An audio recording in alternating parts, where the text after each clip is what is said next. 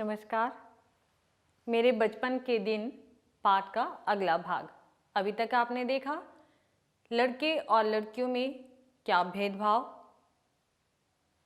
महादेवी वर्मा जी का जन्म के समय परिवार में स्वागत।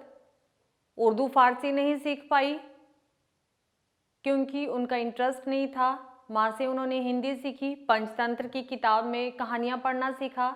उसके बाद उन्हें मिशन स्कूल डाला गया, वहाँ भी उनका मन नहीं लगा तो क्रासवेट कॉलेज में डाला गया। वहाँ उनकी जो सहेली थी सुभद्रा कुमारी, उनके साथ उन्होंने तुकबंदी की। बहुत से काव्य सम्मेलनों में वो गई और एक बार इनाम में चांदी का कटोरा पाया।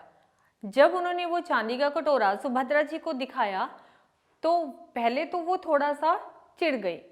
कहती हैं कि ये जो कटोरा लेकर आई हो, पहले जाकर खीर बनाओ और इस कटोरे में लाकर मुझे खिलाओ।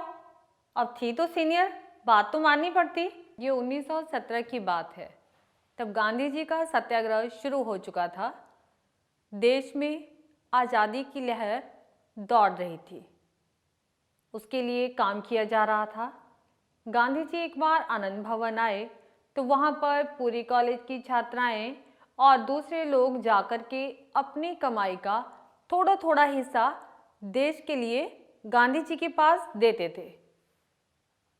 शौक से उन्होंने, महादेवी जी ने उनको अपना चांदी का कटोरा दिखा दिया। देखिए मुझे इनाम में क्या मिला।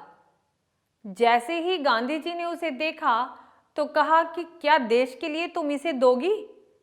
पहले तो महादेवी वर्मा थोड़ा सा मायूस हो गई क्योंकि इनाम में मिली चीज बहुत प्यारी होती है, लेकिन जब देश की बात आई तो उन्होंने खुशी खुशी उसे दे दिया। अब इस बार भी सुभद्रा उनके साथ नहीं थी। जब सुभद्रा को पता चला कि इनाम तो गया तो वो फिर से वर्मा को डांटती है कि अब तुम चाहे मुझे फूल के कटोरे में खीर खिलाओ चाहे पीतल के कटोरे में खीर खिलाओ, तुम्हें खीर तो खिलानी ही पड़ेगी। उसके बाद कुछ ही दिनों के बाद सुभद्रा कुमारी चौहान वहां से चली गई क्योंकि उनकी पढ़ाई पूरी हो गई थी। उनकी जगह पर एक और मराठी लड़की जेबुन्निसा महादेवी वर्मा के साथ रहने के लिए आई। वो लड़की बहुत अच्छी थी, छोटा मोटा काम महादेवी जी का कर देती, जिससे कि उन्हें लिखने के लिए और समय मिलने लगा। कॉलेज के छात्रावास में बहुत ही अच्छा माहौल था, सांप्रदायिकता नहीं थी, कोई भेदभाव नहीं किया जाता। देश के अलग अलग कोने से लड़कियां वहां पढ़ने के लिए आई थी। सभी अपनी अपनी मातृभाषा में अपनी अपनी बोली में बातें करती।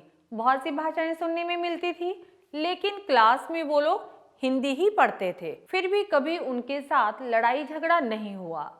मैस में एक जगह सबका खाना बनता, लेकिन वहां पर भी कोई भेदभाव नहीं, कोई लड़ाई नहीं। बहुत प्यार से वो लोग एक दूसरे की बात को सुनते और एक दूसरे की बात का मान करते थे।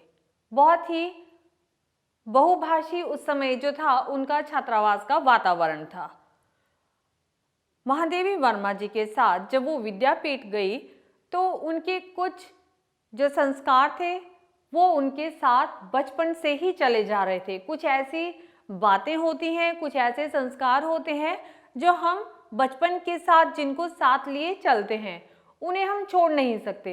अब वो कौन से संस्कार थे उसके लिए जानेंगे हमारी अगली वीडियो में। तब तक के लिए नमस्कार।